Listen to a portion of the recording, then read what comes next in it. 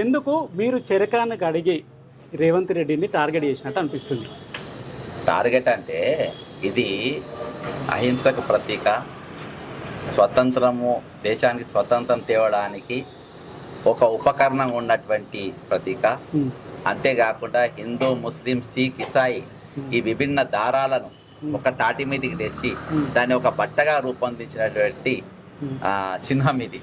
అటువంటి చిహ్నాన్ని ఈరోజు ఆయనకు దీని చరిత్ర తెలియదు, ఇది దేనికోసం తయారు చేసిందో తెలియదు, దేనికోసం ఉంది. ఇంకా అంతేకాకుండా ఈరోజు విదేశీ హఠావో అంటే స్వదేశీ బట్టలను మనం ఉత్పత్తి చేసుకోవాలి, విదేశీ బట్టలను పక్కన పెట్టాలని విదేశీ బట్టలను కాలబెట్టించిన తర్వాత చెరకాను మహాత్మా గాంధీ గారు ప్రాచీనంలోకి తీసుకొచ్చిన పరిస్థితి.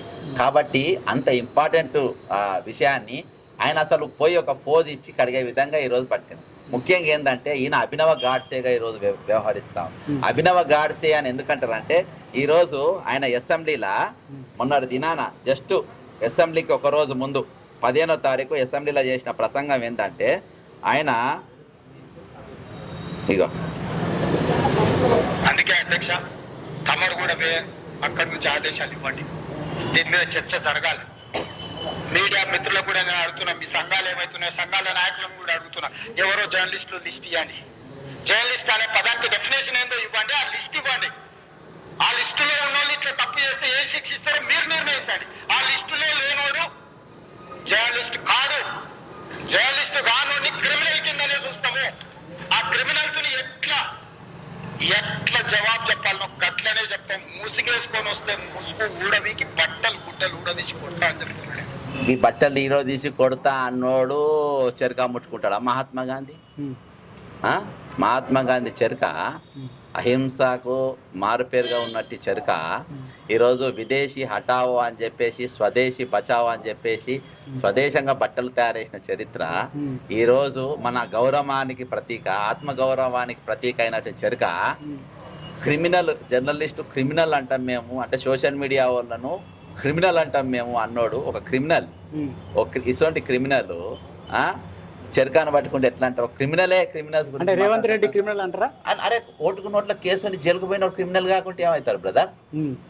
ఈరోజు అందుకని నేను మొత్తం దొంగలను చూసి కొత్తగా కొత్త చీఫ్ సెక్రటరీ మారుతుండే ఎటువంటి చీఫ్ సెక్రటరీ తెచ్చుకపోతుండు, ఎటువంటి అవినీతి కేసులు ఉన్నోళ్ళు, 6 సంవత్సరాలు పారిపోయిన వాళ్ళు, ఒక 2 కంపెనీలో పనిచేసిన వాళ్ళు, 20% కమిషన్ తీసుకున్న పేరున్నోడిని ఈరోజు అసలు తీసుకొచ్చుకొని చీఫ్ సెక్రటరీగా పెట్టుకునే వాళ్ళు రామకృష్ణారావు అసలు చీఫ్ సెక్రటరీ తెచ్చుకునే పని మీద ఆలోచనలు ఉన్నారు.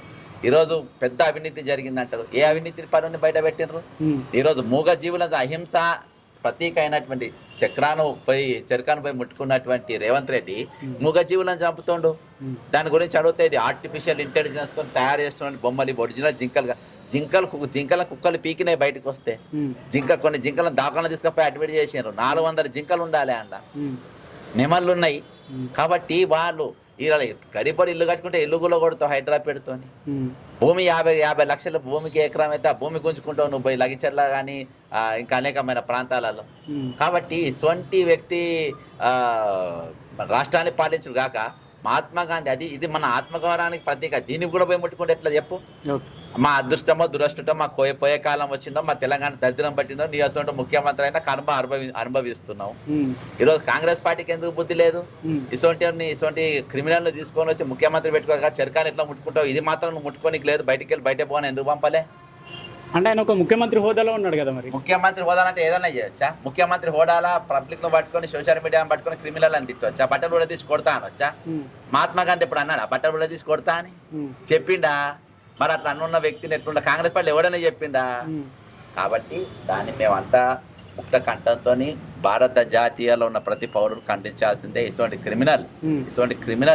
క్రిమినల్ల గురించి ఈరోజు పౌర సమాజాన్ని ప్రశ్నించేటోళ్ళ క్రిమినల్ లెక్క చూస్తానే వ్యక్తి మరి ఈ విధంగా ముట్టుకోవడం, చెరకాను ముట్టుకోవడం మాత్రం నేను చాలా తీవ్రంగా ఖండిస్తున్నా. అందరు కూడా ఖండించాలని కూడా కోరుకుంటున్నాను. ఓకే, ఇది బక్కా జడ్సన్ రేవంత్ రెడ్డి మీద మాట్లాడిన విధానం.